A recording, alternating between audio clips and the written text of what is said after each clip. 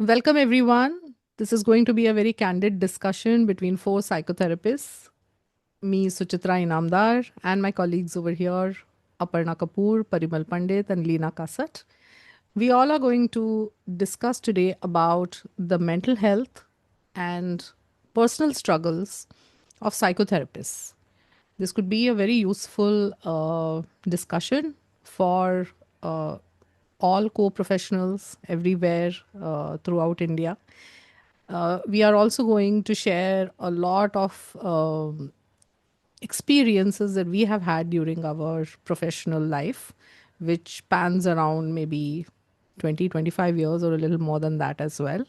So, from Apara, this is a little gift to all professionals who are throughout the year working towards better mental health of the society and of different communities. On the 10th of October 2025, we are very happy to present this discussion to all of you. So, welcome everyone over here, Aparna, Hello. Parimal, and Hi. Leena. And Hello. hello. So, we can start this discussion with the, I think, very basic question that I think everybody would want to ask, would want to know from all of us is what is it like taking care of burnout? Is there burnout of any kind happening with mental health professionals? Do you all also experience this? My answer is from my own practice and all the professional work that I do, yes, sometimes there is a burnout that I'm experiencing, and there are different ways in which I deal with it. And I think all of us can open the dialogue with this first pointer that we will like to discuss. So, Parimal, will you like to talk anything about burnout and how you take care of it and in what situations you have burnout? Yeah, you can't escape burnout in a profession like this, and especially if you're working in the profession continuously almost for 20, 25 years, it's a given. Uh, so, I would like to first say a few things about how a burnout presents itself. You know, sometimes we may not even understand that this is burnout. We may Hmm. not know that, like this constant feeling of exhaustion, constantly feeling heavy, having some very vague aches and pains, or even falling sick very often, um, or sometimes feeling very overwhelmed that, you're missing out on appointments, or suddenly you've double booked an appointment. So I feel these are quite a few examples to understand and notice that, oh, maybe, I'm heading towards burnout, or it's maybe it's becoming too much for me. So I recognize this from anything like this when it Hmm. starts happening. And of course, like how many people say that, you can take a break, you need like really regular breaks where you go out in nature, you really spend time with your family, you take part in sometimes even professional upgrade is kind of it's a good way of rejuvenating your own practice, your own Hmm. ways of thinking, your professional life, because you suddenly feel very invigorated, you know, with something new. If you hear some very beautiful lecture or something really, very interesting or amazing thoughts and views from other people. So that's also ways of, rejuvenating. On a daily basis, I would say, like maybe having some self-regulatory practices, giving like transition times between sessions, after, having not all 5 days working. Now I can afford to do that in a, being in I the guess that is going to be a challenge for very, very young newcomers. Yeah, yes, therapists yes, and yes, newcomers yeah, who are yeah. still trying to, ground their or put their feet into Yeah, right into the profession. correct, But yes, I correct. mean the senior professionals can definitely take up these choices. Yeah. Yeah, we can take that choices, and understanding that, yeah, after such a long time, you may require these. Like these might be a choices which are necessary, you know, to avoid or making it sustainable, basically. Yes. And yeah, physical health. So, okay, taking Yes. care, yoga is something that is something that I follow, and been doing for last 10 years at least. And art that, sometimes just painting or watching exhibitions or, So I was just going to come to that next question also, and it is of course every all of us have something or the other. Like I know Aparna and myself, we are very much dedicated to music. We sing, we regularly practice, we learn also, and that makes it makes a very good add-on to the personality, and also it's not just a hobby, but it's a, I would say it's a very serious hobby, right, Aparna? Yes, It's yes, a very yes. serious hobby that I think even Absolutely. you have taken up. Absolutely. Absolutely. So if I have to address the topic of burnout, of course it happens. There are days when exhaustion takes over you. And so one thing is becoming aware, because we one good thing is that we are aware, so we can come back to ourselves, understand it, acknowledge it, and then consciously working with the concept of breathing in and breathing out. So planning your days. Say, for example, if I know I can foresee how my next 2 weeks are going to be. So one day, and appointments, I take care of the appointments. I like to believe that, okay, yes, it is something which I can plan it so that it's well spaced out, and with enough breathing in and breathing out for me. And that is one part. And the other part, yes, pursuing some interests. So art, painting, whenever it's possible, doing it on a regular basis, and music, as you said. So in being in this profession also, but as I love music, I've started to realize that it is helping me immensely to uh, detach from my profession for those times, and it builds a different kind of resilience.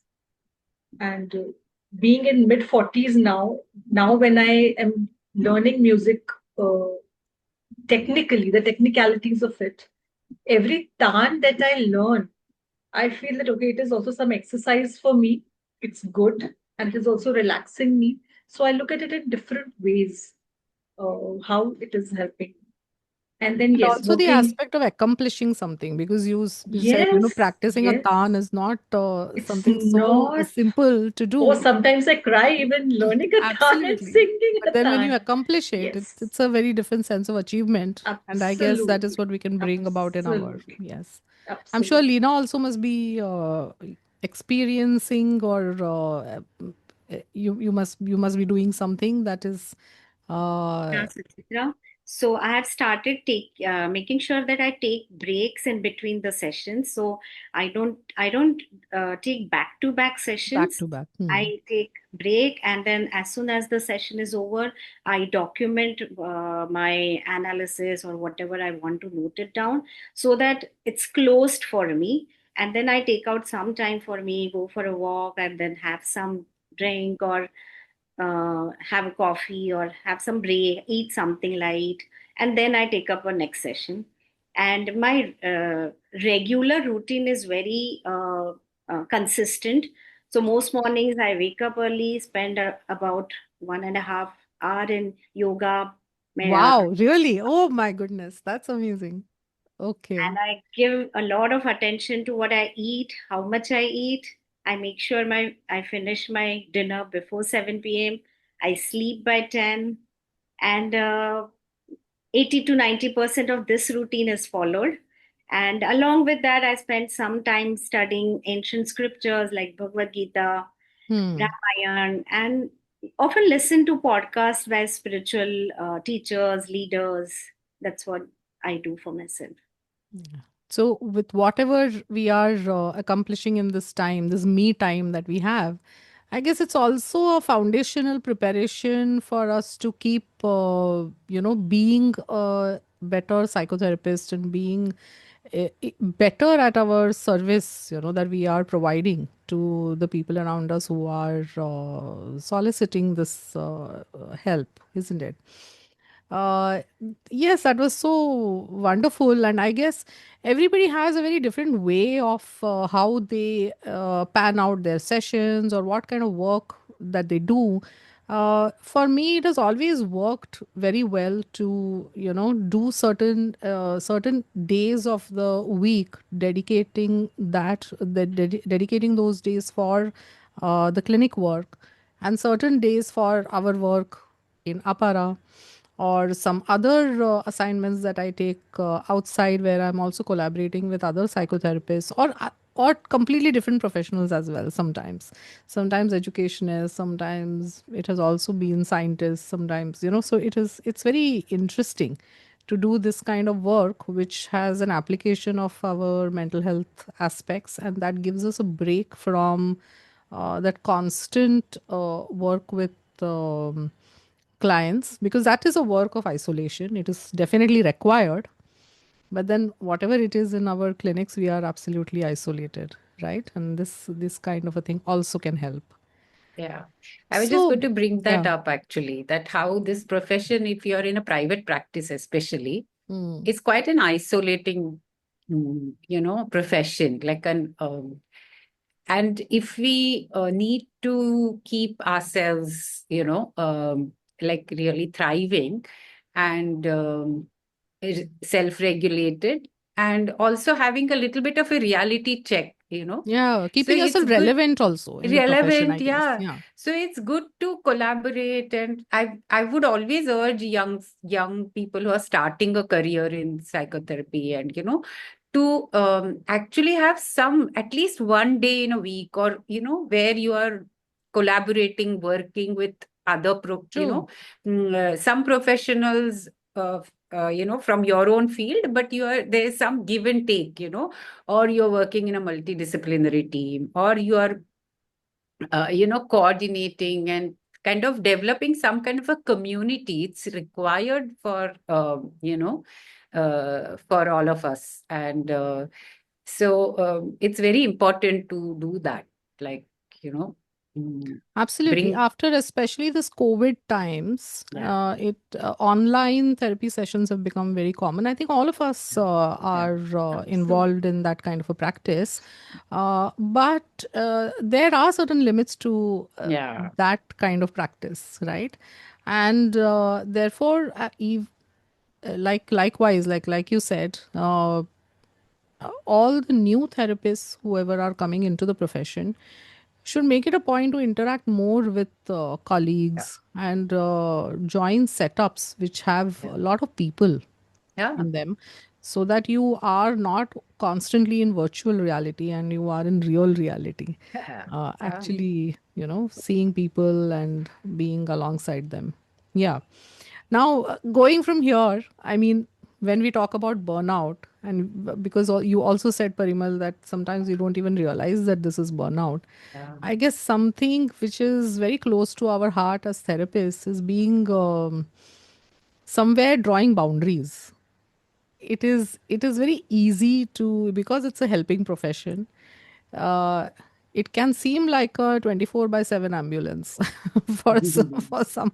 I mean, some people can think about it that way, that so it's not personally, I feel that I never get out of the role, or I mean the identity. It's not a role but an identity of being a psychotherapist. I don't think I ever do that. But yes, there are boundaries, isn't it? Towards, like, for example, I'm not a psychotherapist to my own kith and kin, or I'm not a psychotherapist to my son or nephews or nieces. Uh, I cannot be a psychotherapist to my neighbors. And there I'm playing a different role.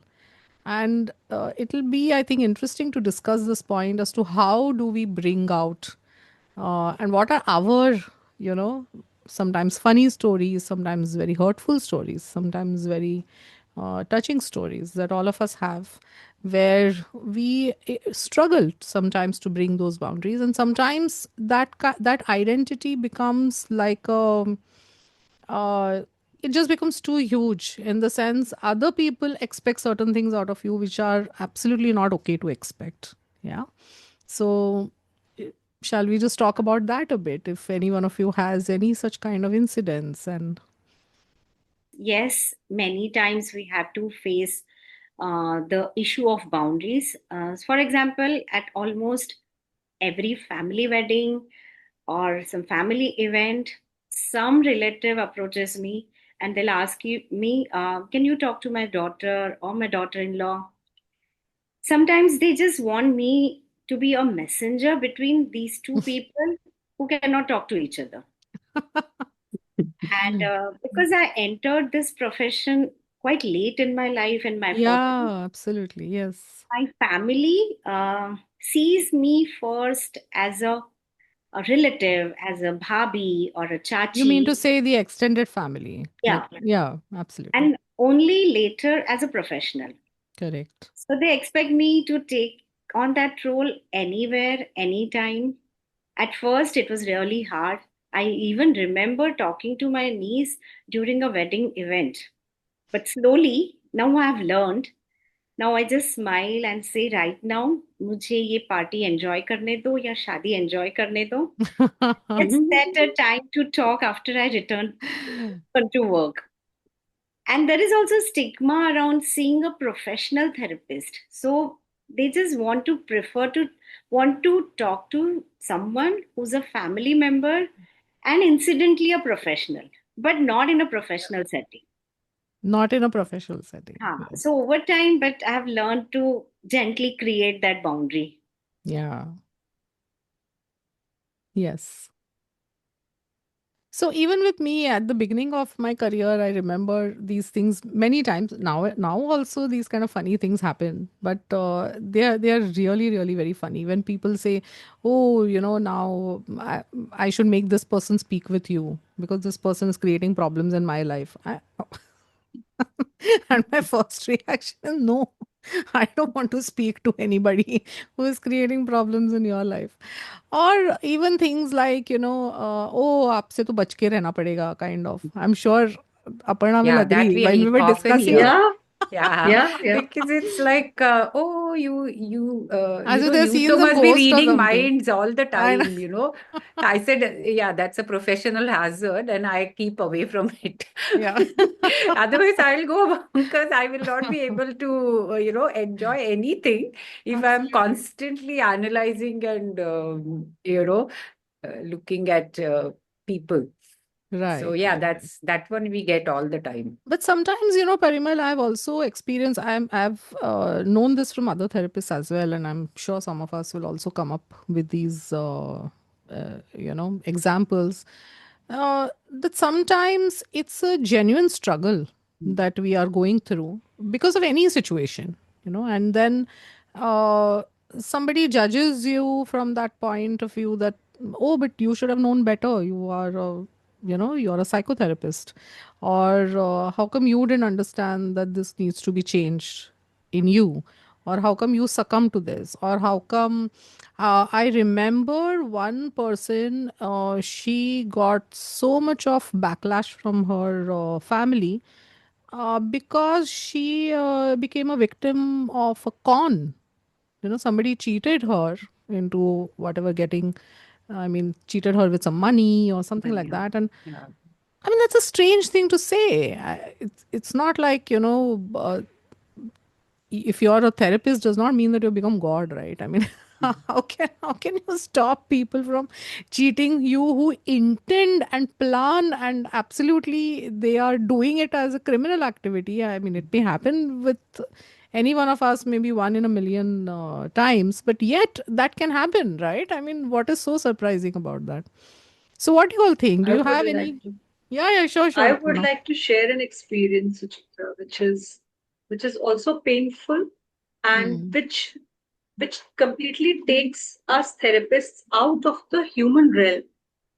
Firstly, we have to remember we are all human beings. And as psychotherapists, we also go through our own emotions, our own ups and downs. Yes. We can't escape that. And we don't want to escape that also. As you said, we are not gods. So, in my personal experience, so we have two daughters. A younger one, she was struggling with hearing impairment, which we didn't know. She's currently 6.5 years old. Till couple of years back, we didn't know Yeah. what was the issue because it's a silent disability. It is one of the most prominent silent disabilities, and especially because her speech was still developing. It was not. It was partial hearing impairment. It was not complete. So she could speak some things, but not interact in a certain way. The whole situation was creating a lot of chaos, confusion in the family, and we were getting exhausted Because because you didn't know what was happening. we didn't know what Yeah. was happening. And even, yes, I would agree that even as therapist, I didn't know that what was happening.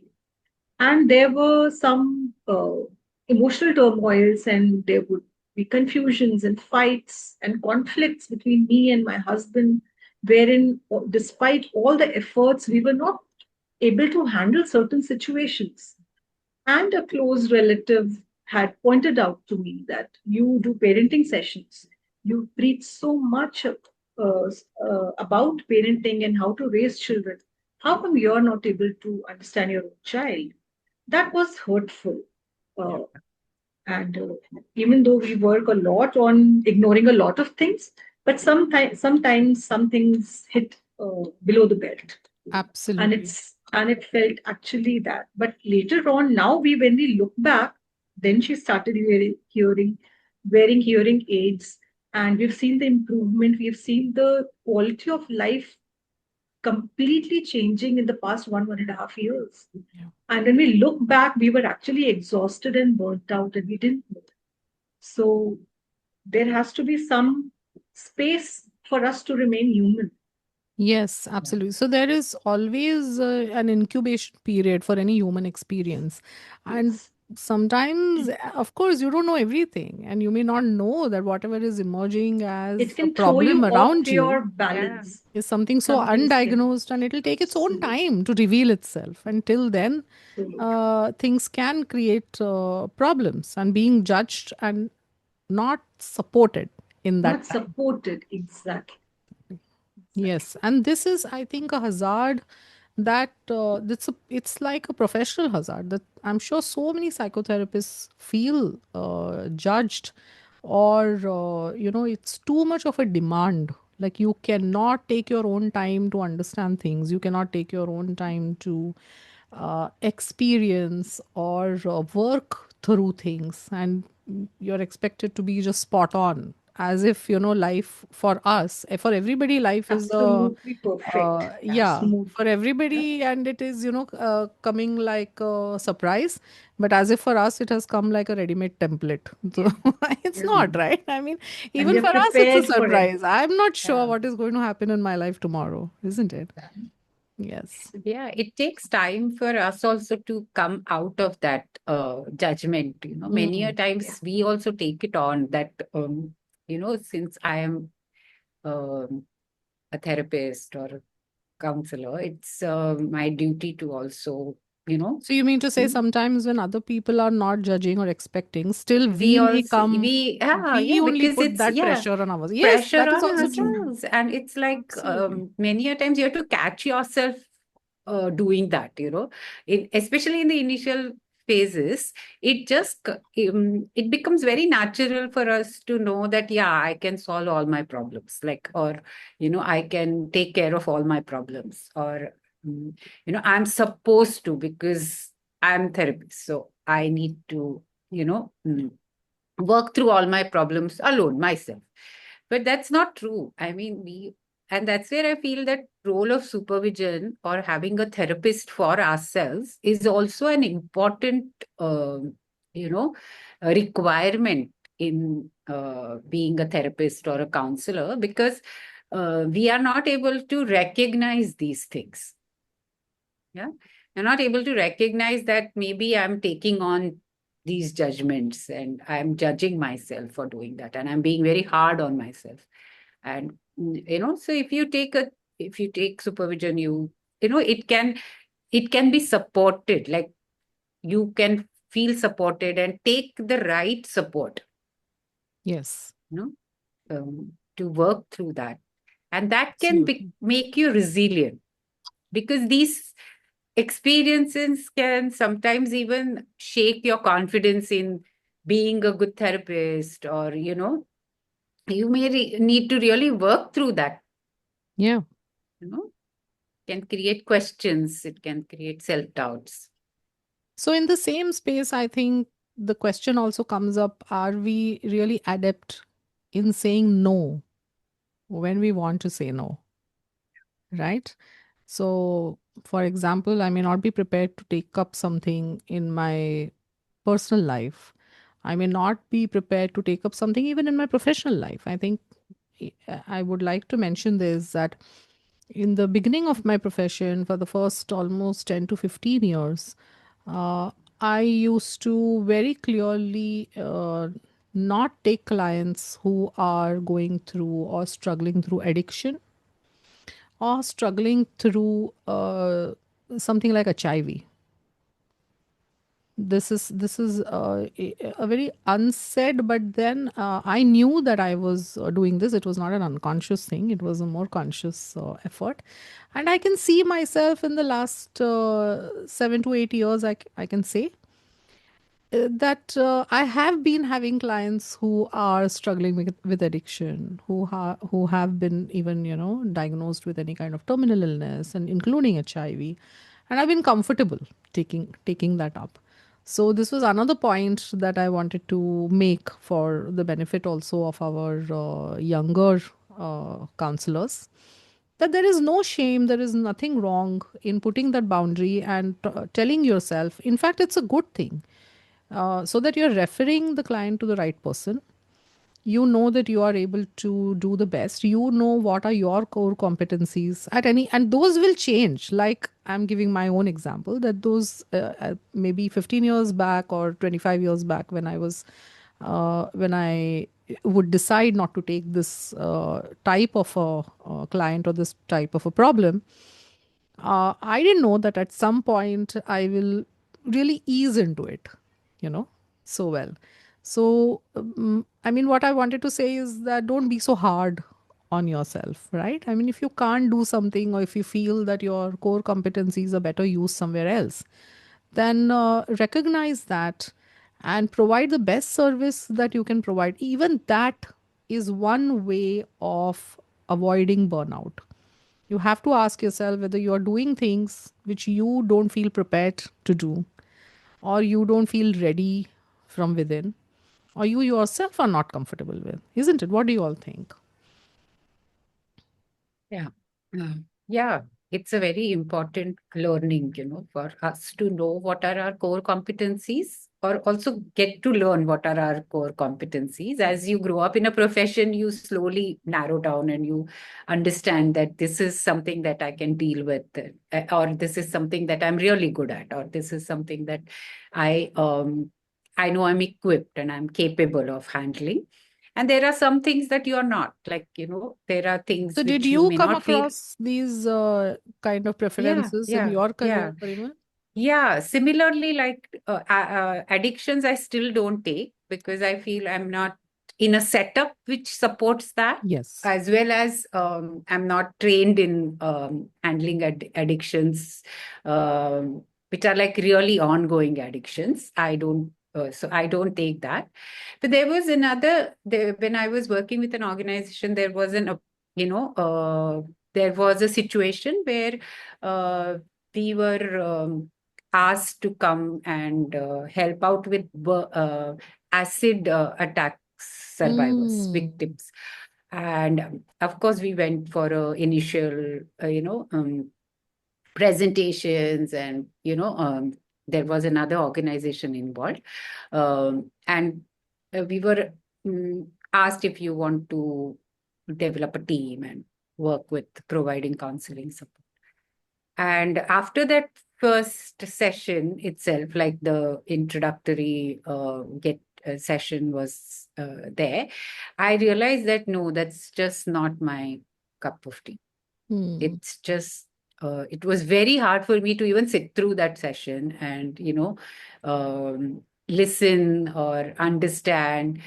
And there's so many emotions, so many resistances also coming up. Absolutely.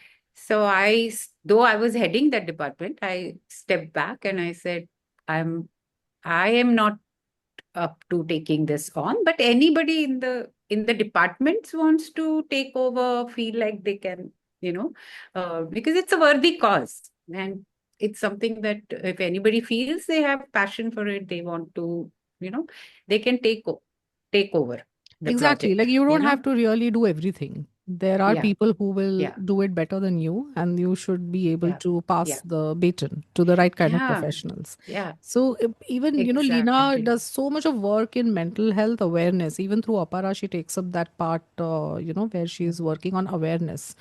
And do you think, Lena, there are certain factions or certain things that you have also struggled with or questioned? I remember you also talking about this once about your experiences with some municipal schools and the children over there. So could you throw some light on your understanding of how you could have created boundaries or how you could have? Yeah, so before I talk about that municipal school, let me share one experience with my one of my client. Yeah, It sure. was the starting of my career, maybe just I had just started practicing, maybe 1 or 1.5 year was after that, and I got a reference of a very high profile client, Hmm. and that that person could be on internet, followers, a lot of followers, and somebody referred that client to me, and I was very thrilled. I was so excited initially, but in the very first session I got to know this is not my cup of tea. Hmm. And I politely messaged that person. In the session, after the session was over, I politely messaged that person. See, I don't think I'm equipped to handle your case, and I would request you to see a Hmm. therapist who's more experienced and more equipped to handle your case. And then I forgot everything about it. And last 6 months back, I again got a message from that person ki I want to talk to you. And I said, yeah, let's talk on a call. And then he said ki I really appreciate the way you had said no, because you thought you're not equipped, and you referred me to some other therapist. I was so happy, and I was so Yes. happy to see that. And now I want to ask you again, are you equipped now? I said, yeah. Yeah, let's start working. And he's still on my call now. Oh, good, good, good. That's nice. So I would like to share you something. This Yeah, is such a yeah. wonderful example, Lina, because when we are understanding uh, what we cannot get into as of now, we are also addressing our own vulnerabilities, which Yes. are there and which is so important. Say, for example, right now, uh, one space that I feel I am not equipped, I don't have that faculty in me as yet is working with children who have special needs. So that is one area because I feel there's something more which is required. And but in this process, I understand my own vulnerabilities that okay, this is not something which I can not handle. I don't have the faculties yet, not the capacities, not the skills. And when we approach a clients that we are working with the same authentic and genuine self, I think we are also passing them in a very unsaid way that not to have unrealistic expectations from Very true. yourself. Because as therapists, we are not teaching them to do it all. that's not that's not the idea. That's not the goal. But I think very in a very unsaid way, it gets passed on that this is something which you can be okay with, and this is something you cannot be okay with. So this whole thing about saying no, sometimes I have also experienced this, that there are clients who come who want one-on-one session, in the sense in-person sessions, and they are really living very far from where my clinic is located. And when I give them a suggestion that, maybe you could continue for the first session, you could come and then you could continue online. And if they are not okay with continuing online, and that's absolutely fine, I really suggest very strongly to them that try going to another therapist. If you want, I will work out, certain options for you. And I myself, I vet the, professionals who I am referring. That, who are they, what kind of qualifications they have, etc., etc., and actually helping them to go to another therapist. Because uh, I completely believe that, in the beginning, you might have a lot of fervor saying that, no, I want to come to you only, and you were very highly recommended. And this, I said, all that is fine. But, you know, for you, for the first session, you'll be very thrilled and you will really want and you will be motivated and everything. By the time you're coming to the even third or fourth session, your motivation, because of the amount of travel that you will need to do, the amount of time that you will need to give, everything will is going to just evaporate. And then all that so there is another aspect, like you said, that your what expectations are you setting even for your clients by doing that, that your money, your time is very valuable, and look at this as an investment, not as some kind of an expense that you need to do. Oh, इधर का कपड़ा अच्छा लग गया तो हमने खरीद लिया. It is not like that. It's an investment for which you are going to reap really huge results, and they are going to be very positive results. So I want you to go to the right kind of person so that you will be able to continue the therapy that you do need, and you are able to do better from there, right? Instead of coming to the person that you feel is you need to go to, but then everything is just going to evaporate after some time, then that's of no use, correct? So that is also another level of setting the expectations right. What other Also, expectations do you, yeah, yes, Parimal. yeah, so I feel another thing that mm, we demonstrate also is self-respect, no, for them, Yes.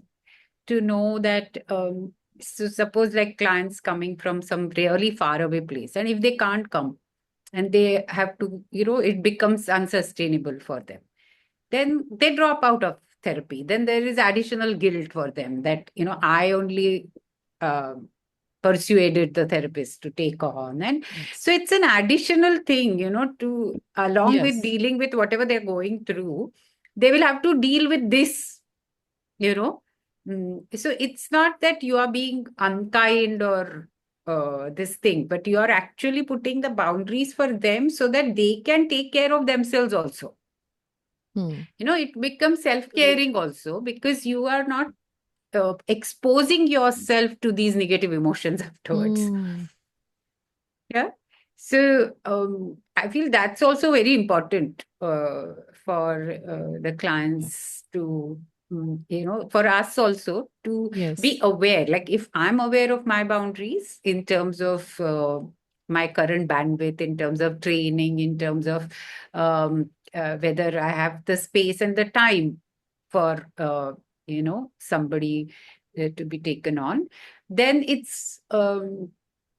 also sets a few boundaries for them, and it takes care of uh, the client's well-being also. Right.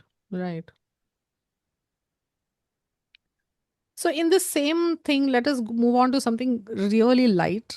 I'm sure all of us have experienced all kinds of situations when, in common, settings, some kind of parties or anywhere that we go to. I mean, even, weddings and celebrations and family, even meeting friends of maybe spouses or some colleagues somewhere, or any kind of funny stories that all of you will like to share about when people know that you are a psychotherapist? How do they respond? For me, every time it is told that I'm a psychotherapist, oh, I mean, and I wonder exactly what is it that this person understands What is from the O? what is the oh? What does it actually mean? Kind of, oh, Yeah. so there is a certain kind of bewilderment or interest, but uh, sometimes people have actually declared feeling, oh, like I will have to make sure that I don't blurt out something, or every sentence of mine you might be analyzing, or things like that. And then I have, had to change that into a very humorous kind of a discussion and just let it go, kind of. uh, I mean, no harm there. I've had very light-hearted experiences. But anything that you guys want to share, which is just completely out of the box, or you will like to, tell that to our audiences or to even the, younger therapists? Yeah, I can share one. Yeah, sure. So recently I visited one of my husband's old school friend whom I Okay. met for the first time. So Okay. while introducing me, my husband mentioned that I'm a psychotherapist. And a little later, their dog suddenly started barking furiously. And we don't know what was the reason. ये क्या हो गया Leena? Then trying to lighten the moment, my husband's friend looked at the dog and said, ये aunty है ना psychotherapist है ज्यादा भौंक मत तुझे ठीक कर देगी. Seriously? And I was like Who कि says अब क्या that? बोलूं अब क्या बोलूं. But then I also smiled and said हाँ ठीक तो कर सकती हूँ पर मुझे भौंकना नहीं आता. Amazing, amazing. A That clap was for that. that मैं was उससे quite. ज्यादा डर रही हूँ.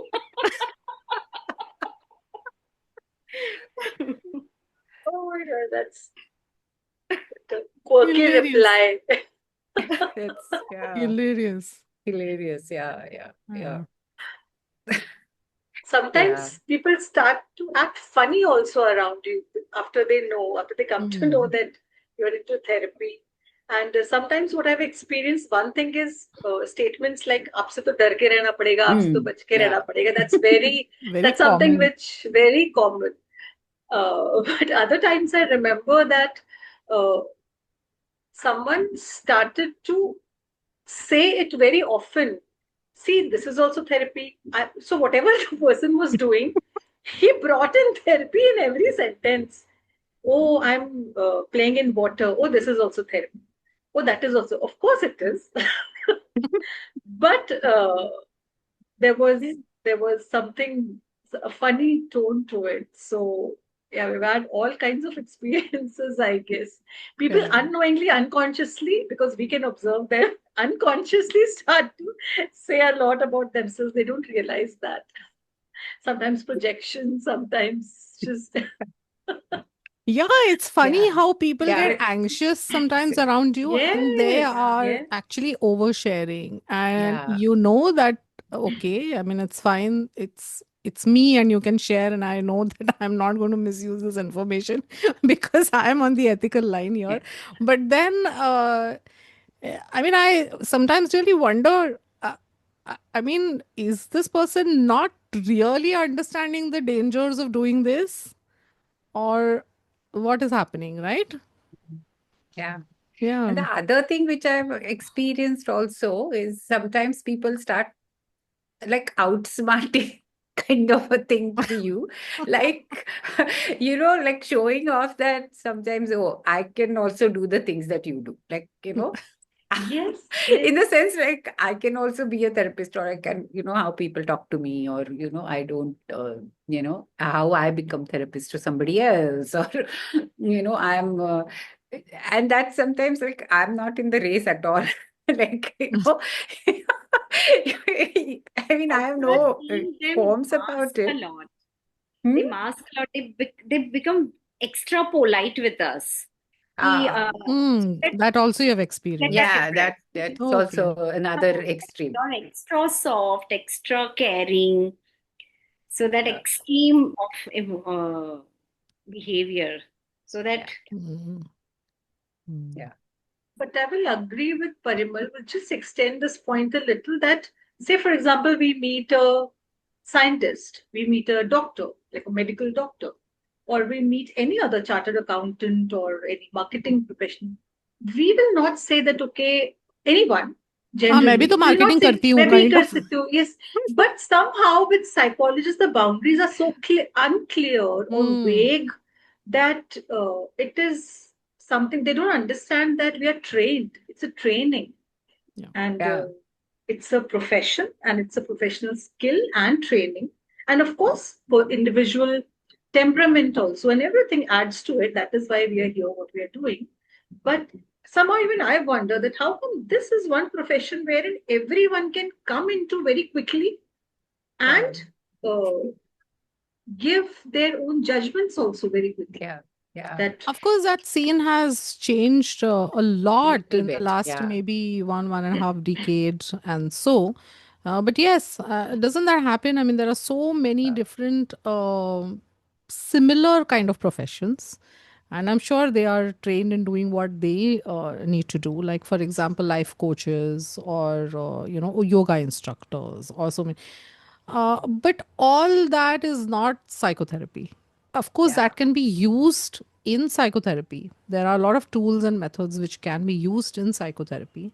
But a training of psychotherapy for so many, I mean, firstly, the training in psychology itself, then panning it into specific psychotherapeutic trainings, like we all use different modalities to work with our clients and to help them navigate through their problems. And so we are not providing solutions, we are not providing direct advice, we might be providing a direction, but we will not provide a particular yeah. And it has a lot to do with asking the right kind of questions in the space of therapy, right?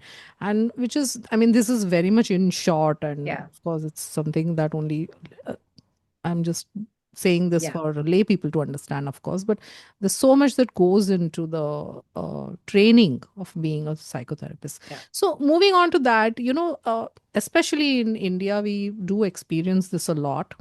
And that's why I'm bringing this up, that this oversharing aspect. I have experienced this so many times when people make their first call, right?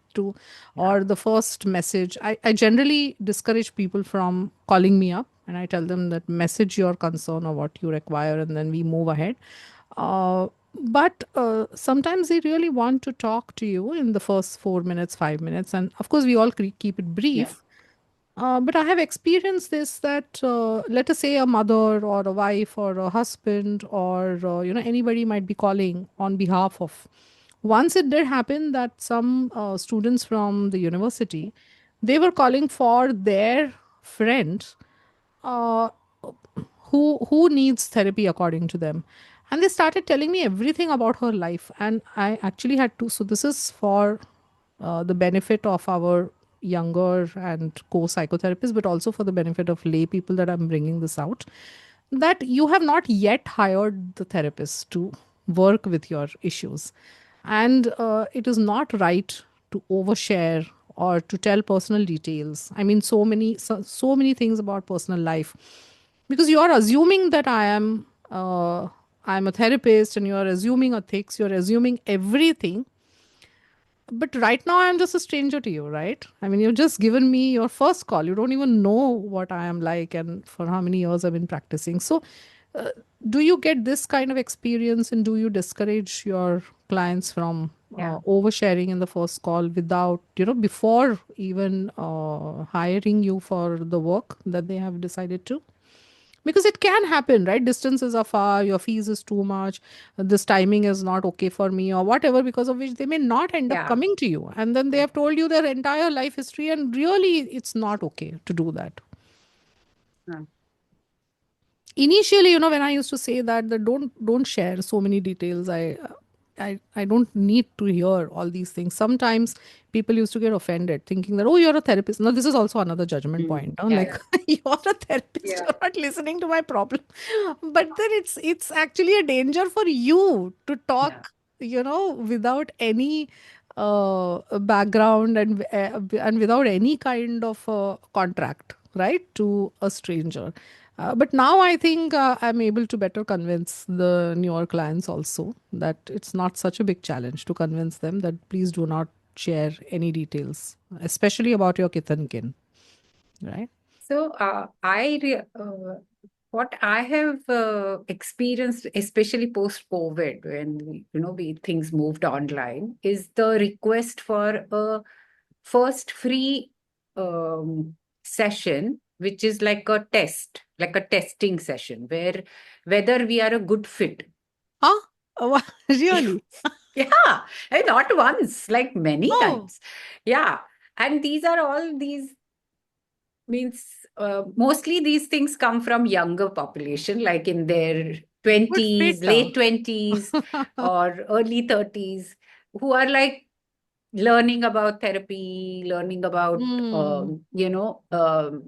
they started, suddenly there was an outbreak, right? Like of trauma and dealing with trauma and taking help and, all of Hmm. that. So I think maybe it's the origin is somewhere, in other countries where they give like a 15 minutes free. Uh, then I checked and online there were like these sessions offered, like you can take like a 15 minutes, like a curtain raiser. And I think that's a Hmm. space where they discuss whether the problem and the therapy am the best fit. Okay, Whether, it's quite a surprise because I don't remember ever having such yeah. a request, So, but it's interesting. Yeah. So yeah, tell yeah. us So more. Yeah. yeah. And so I had to many a times, to the disappointment of the others, I used to say, no, that can be done only in the first session. So you take a session. Yeah. And at the end of that first session, if both of us feel that we can go ahead and we feel that we can work, I'm able to support you and you feel supported, or, this thing, then we can take forward. So there are some other threats also these days, which psychologists are experiencing. There are certain kinds of cyber threats that certain psychologists have experienced, and I'm sure at some point of time, even we have, dealt with. Um, very wrong kind of requests, or maybe some kind of stalking or some kind of harassment, or these kind of things. And sometimes the situations are genuine and people genuinely do require help. Sometimes the situations can be avoided very easily, and sometimes they really need to be reported. So I have experienced these two, three kinds of situations in my 25, 26 years of career. So at the very beginning of my career, I used to work only with schizophrenia patients and then do supportive counseling, community building, working with the carers of schizophrenia patients. And we used to work on a lot on being a project counselor of Maitri. We used to also work a lot on creating um, sensitization, mental health awareness, and acceptance for schizophrenia patients in the society. So that used to involve a lot of different kinds of things. And through that, once I remember we had put up a stall or some kind of an awareness stall in one of these Diwali melas and all that. And after the whole thing got over, and at night from Vile Parle, when I was walking towards the station, it was around 7 minutes of a walking distance. And of course, I mean, streets are a little darker or something. And I was experiencing that somebody was stalking me for those all 7 minutes, and also my, travel from Vile Parle to Dadar. Now, that was slightly scary. But then I also remember thinking at that time that the person has not come ahead and done anything for which I can actually report or, say or even retaliate. And I just dodged the whole thing and I escaped from that situation. I mean, nothing untoward happened. That is what I mean. A second situation that I experienced just around 10 years back or something was a lot of lewd comments or messages on WhatsApp coming. And those wouldn't stop for one whole day, and it was very harassing. And the person knew. So now there are situations where, you are being harassed as a woman, and there are situations where you are being harassed as a therapist. I think the second one, or even the first one, is more about I'm not sure whether it's just because I'm a woman or it's also because I'm a therapist, and whether the person knew about this or what. But the second person, I had no idea who this person was. But then after the end of the day, even after blocking, still this person, managed to get through to me in different ways. Then I reported this back to my family after my day's work. And I remember all of us sitting together discussing about this, and actually filing a police report, going ahead and filing a cyber crime report as well. But I think a family being next to you is a very good thing, and that's a supportive part.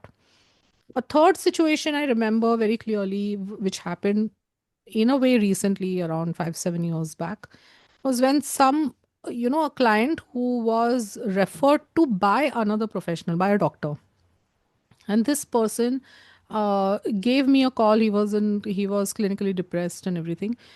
He took an appointment on the phone, like discussed and fixed an appointment. And later on, again, he gave me a call at 11 o'clock at night while he was sitting in a bar and being completely drunk. And then he said that, I like your photo on WhatsApp or etc., something like that. And do you think it's okay? He did not say anything which was in any way bad language or anything, but he started saying that, can we do this session in a coffee shop and things like this. And I had to, tell him off is A.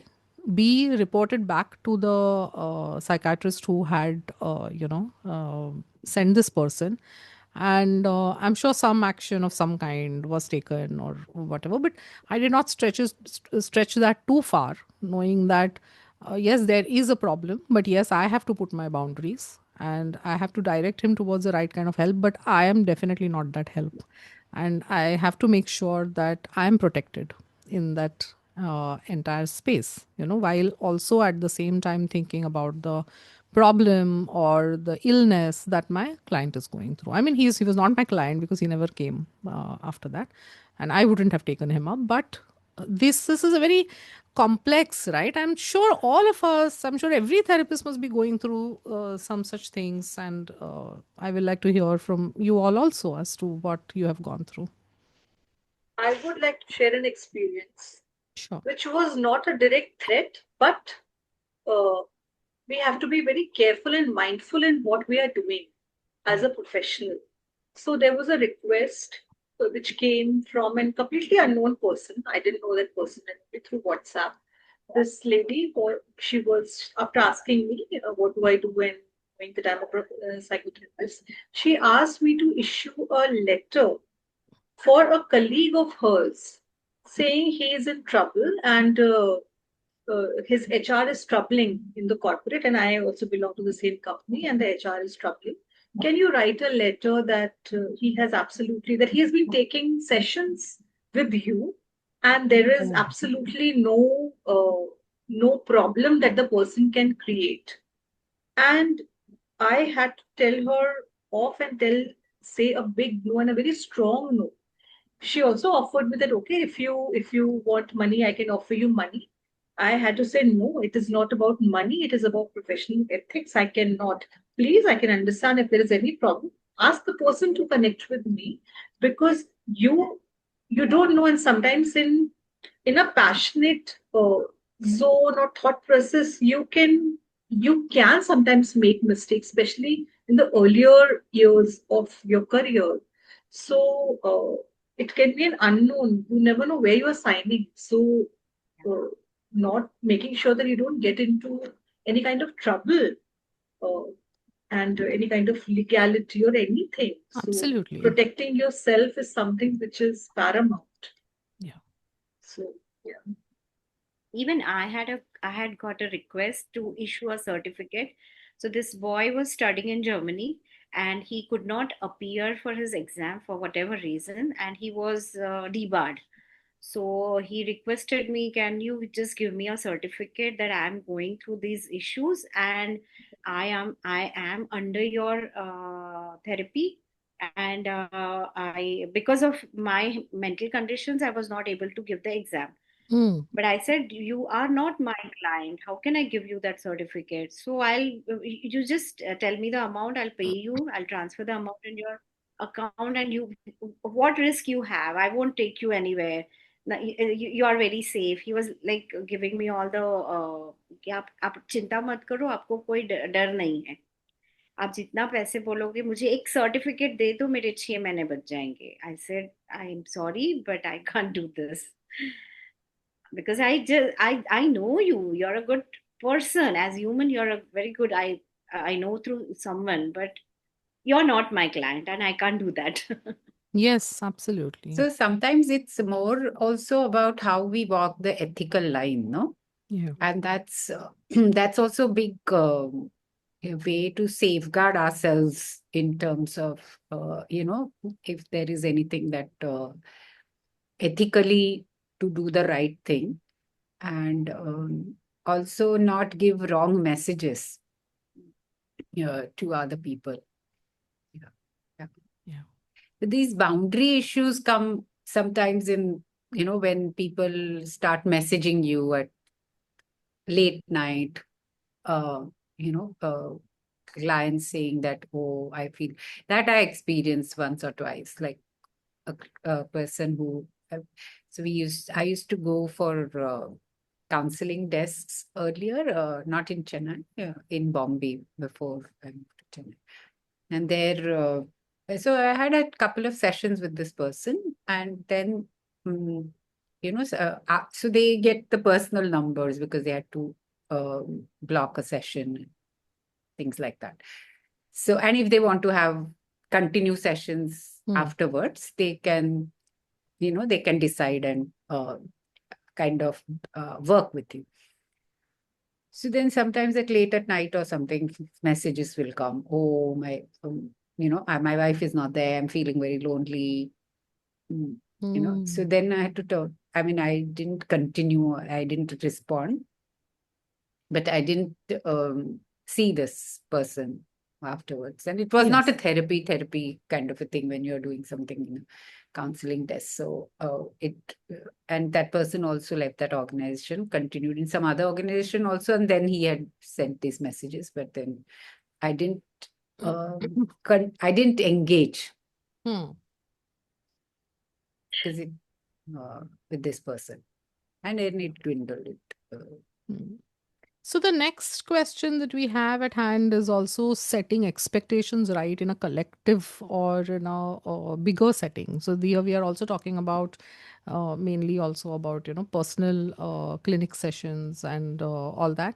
But we also have some part of our profession which we do in um, different institutes with maybe there are more psychologists, or there are, or you are having a department of psychology or psychotherapy within a larger institute having different kinds of professionals also. So like for example school counselors, yeah, or counselors working alongside different other professionals, or working on some kind of a project with different kinds of policymakers or things like that. I mean, what are the kinds of boundary haziness that is created, and what is the role of psychotherapists in or counselors in creating the right kind of expectations? So which I believe in, something like a school setting, or like what are the things that I can bring on the table, and what are the things that you should be actually expecting from me. It's a very important conversation to have right at the beginning of project, or at the beginning of any kind of stint that we do, so even smaller ones, or a job that we take up with an institution, isn't it? I mean, I have experienced this always, that whenever I enter this kind of agreement with people, I make it a point to negotiate and bring about first positively. I mean, because when you do it positively, I think you don't need to really talk about what you will not do. Because when I say that I will do this, it automatically means that I will not do other things, isn't it? So what are your opinions about this? I mean, does that work? Doesn't it work? What kind of hazards come up over there?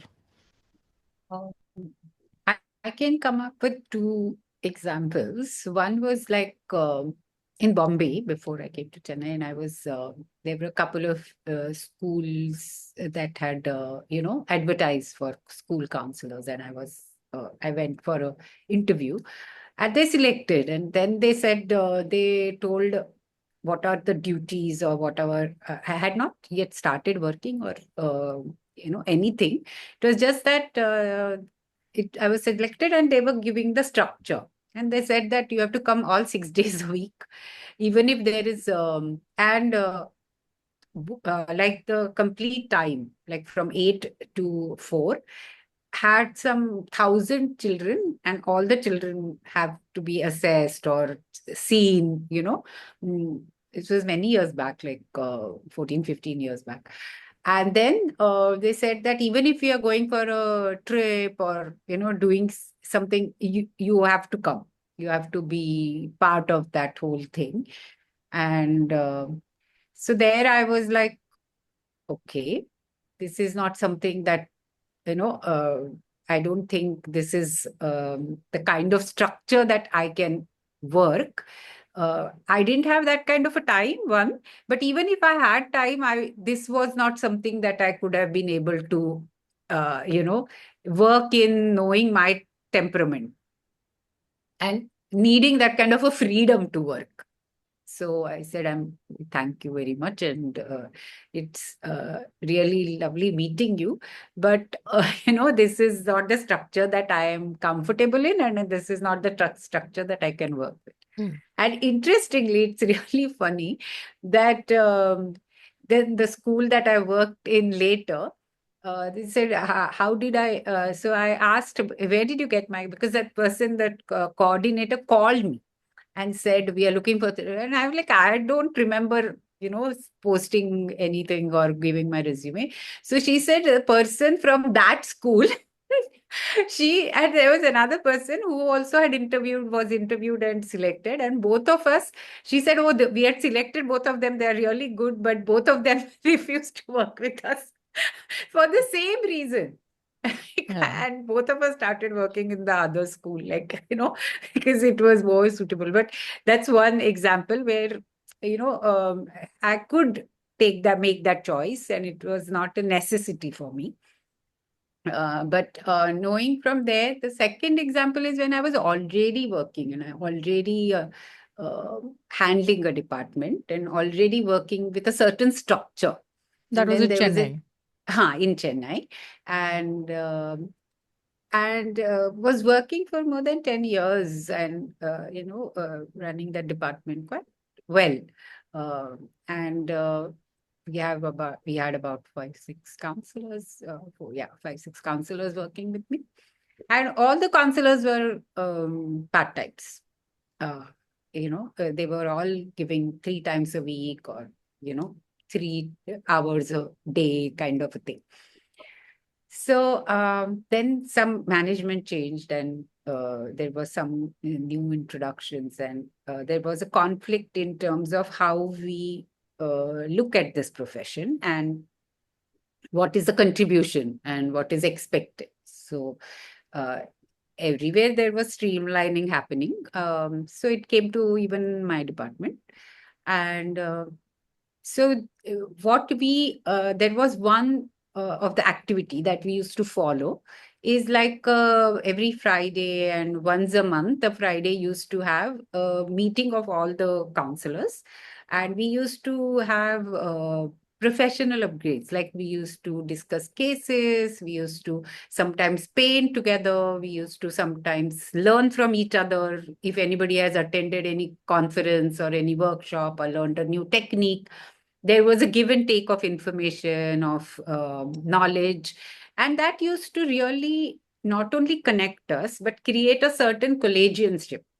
And because we not meeting every day, it was good for me to keep a like a know who is doing what in every department. And so that time was just the counseling department's time. And in the new financial structure, they said that who will bear the cost of that? Because it cannot be taken up by any of the other departments for which you have counselors, mm, you know, or if those heads feel that this kind of a work is important, then and if they agree to pay for those few hours, then it's okay. Otherwise, this is not something that can work. How do we calculate these hours? And so there was almost like an educative move, moment also, but also to see that how people sometimes are not aware of what the mental health profession or a psychotherapist's contribution or a counselor's contribution is in such a multidisciplinary setup. And some things are maybe are not measurable. How do you measure some of the things in the yardsticks of hours and money and this thing, because they are ultimately are going to serve the whole of the institution. So is even it though the counselor's responsibility over here also to create that psychoeducation and knowledge yes, for the people who don't know? Because yeah, or because there are a lot of therapists, there are counselors talking also about oh, the management of XYZ does not understand this, or these people don't understand that or that. But then the question also comes up that how much effort has the counselor or the yeah, psychotherapist yeah, made yeah, yeah, to make it very clear and crisp and also well articulated, right? Like, and negotiable. The space where they are able to tell the other person what is my role and what, again, like, what do I bring on the table instead yeah. of playing some kind of a victim card over here. Yeah. So the clarity always helps in terms Yeah. of knowing your boundaries, knowing what are you bringing. And so it's not feeling, it's not, what do you say, an ego thing that, but to know what you bring and know your value is an important aspect if you're working with an organization or institution. Then you can also give the best, and Hmm. the organization also benefits. Otherwise, So you will not give your best, and the organization also will not absolutely. benefit, and it's a failed effort then. Yeah. The very purpose of it is nullified. So to bring that kind of a ego force is important, what we call in our language. Yeah. So the next question that also comes up, and I think which will be very interesting to even work on and talk about this to our colleagues who are listening to the discussion here, that what other than psychology do psychotherapists need to be adept at, to have interest in, to know more in this kind of a world, which is right now in a way very fragmented. But I would not just say it's fragmented, but it's also multi-dimensional, and it holds multiple identities, and the same person might be holding different kinds of identities and adhering to various templates in life, which become the entire biography, entire life, or entire persona of someone. And when we are working with these clients, it is very essential to know much more uh, than psychology, and applying a psychotherapeutic or a psychology orientation to these other things that we. And so I'm also talking about how much we know of the law, how much we know of or take interest in politics, in geopolitics, in history, in civilizational aspects, in also um, cultural aspects.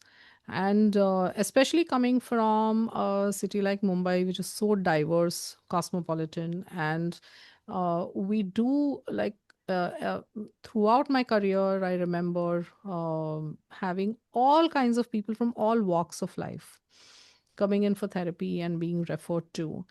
And they have, their own varied professions. I mean, in Mumbai, you do find it's like absolute variety of professions that people come from, variety of backgrounds, variety of educational background as well.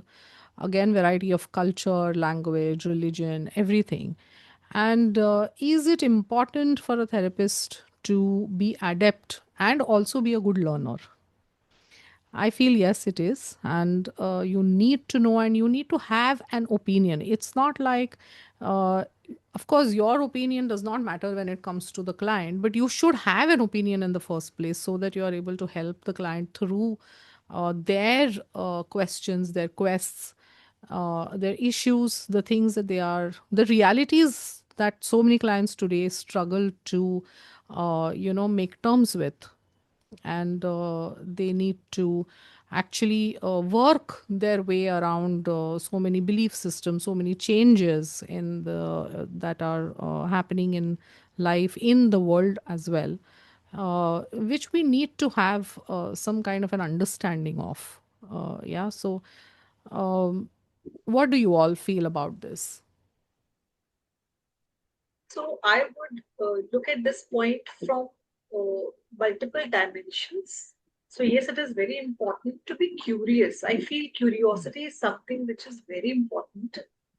How? Because one thing is, yes, you are learning, you're open to learn about multiple things because the world is, it's, we can't say that, okay, this is what it is. Every day something new opens up in one corner of the world and that becomes part of the reality, that present reality.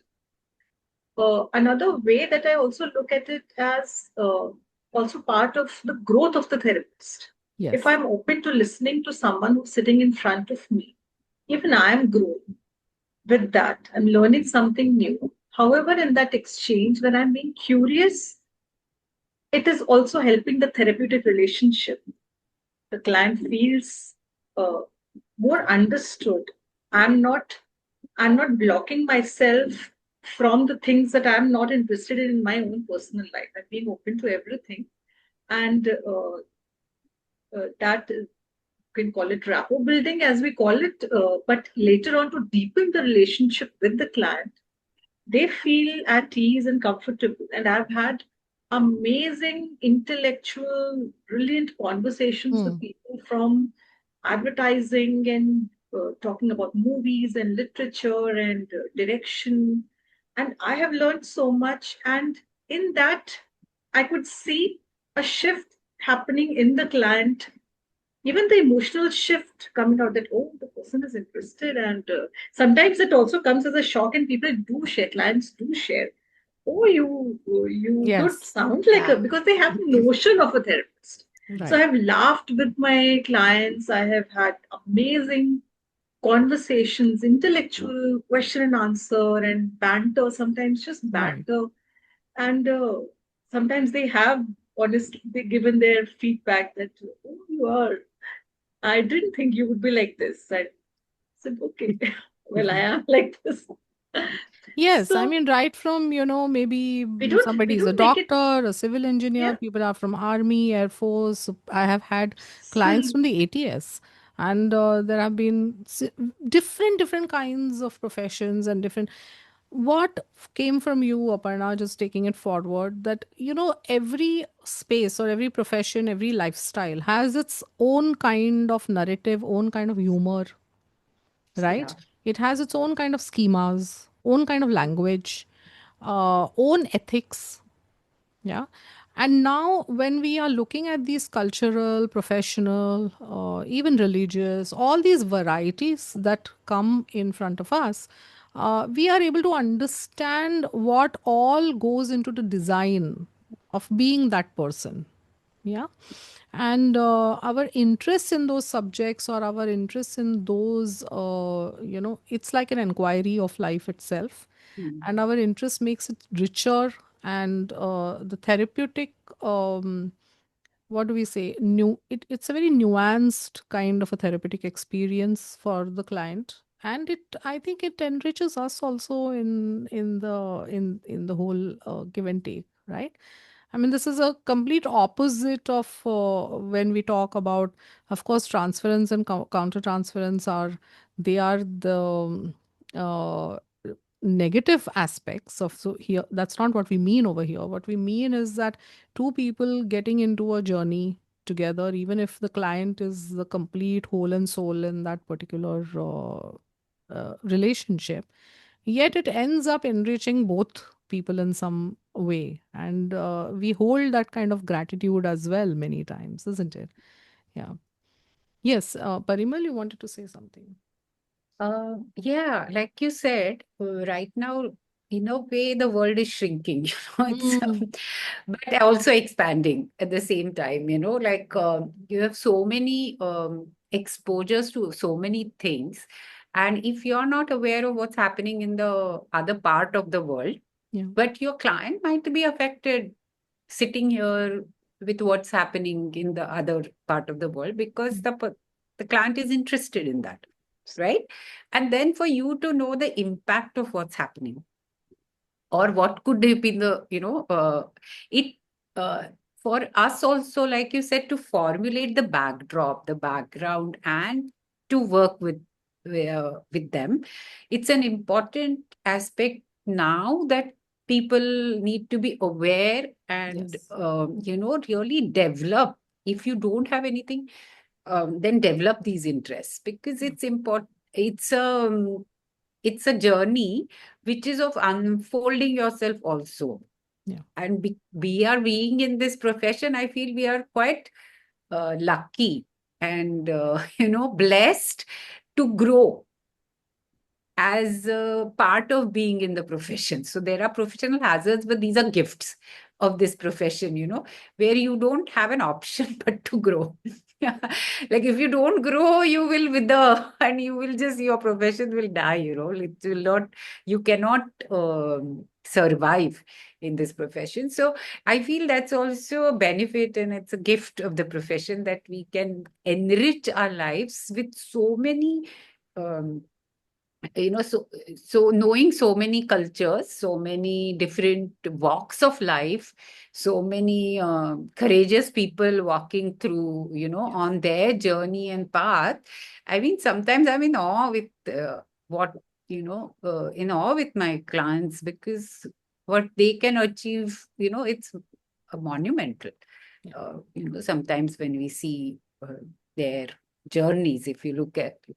So it's become really, really important. And uh, for me, I can tell you from my example that all of you know that I've grown up in Pune and I've worked all my life in Pune, for a little short time in Bombay, but mostly in Pune.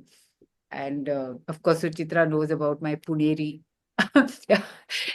Puneri-ness in terms of using a language uh, and jokes.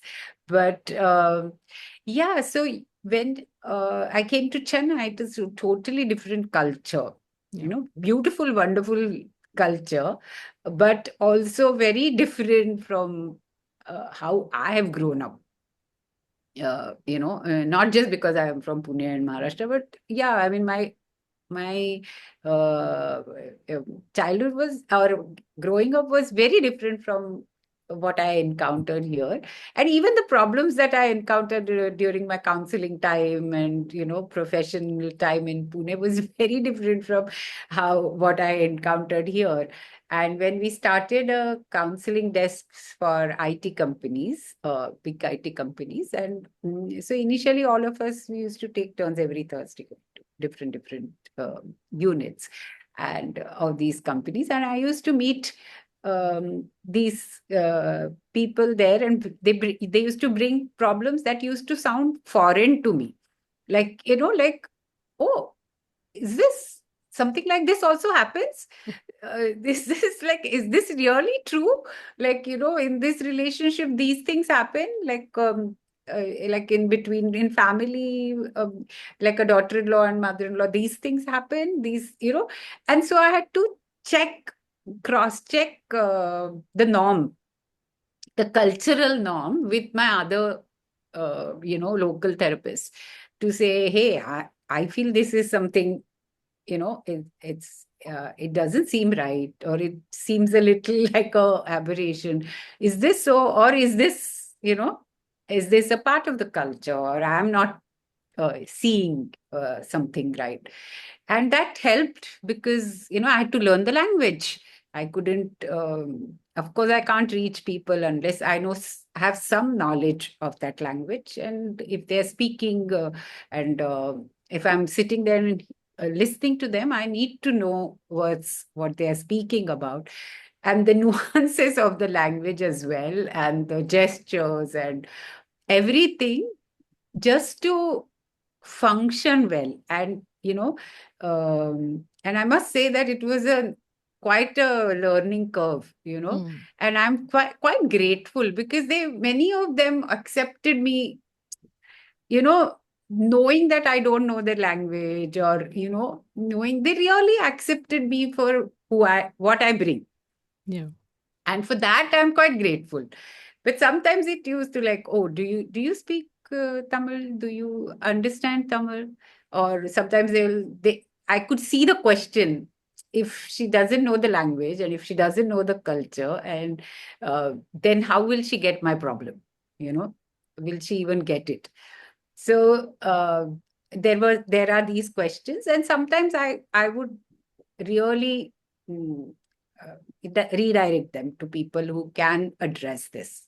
Say, I don't speak Tamil so well, and I feel for you to have a very seamless experience and good experience in counseling and therapy, you need to see somebody who speaks your language. Right. And yeah, many times they will accept, but it's a deep learning curve. And Yeah. and I'm glad that I got that exposure to to do this. Right. We'll just add on to this what's coming to my mind right now, that it also nourishes or nurtures our soul. So we are having Yeah, so many soul experiences, the sentient soul experiences, that Yeah. it's very, it's something to be grateful for, to have yeah, such experiences. definitely. Absolutely. So, on this note, let us come to an end of this discussion. Wonderful discussion that all of us have had here. And I'm sure all the viewers, the new psychotherapists, our colleagues from everywhere, and people will be interested, and they will also add value to in our comments, and after watching this discussion online.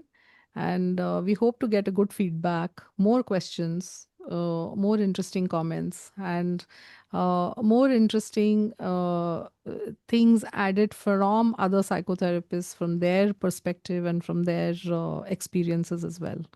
So great. So thanking all the viewers here, and all of us also. I mean, thanking this whole platform that we have come up together with. All right. So take care. Bye bye. So You. take care. Thank you.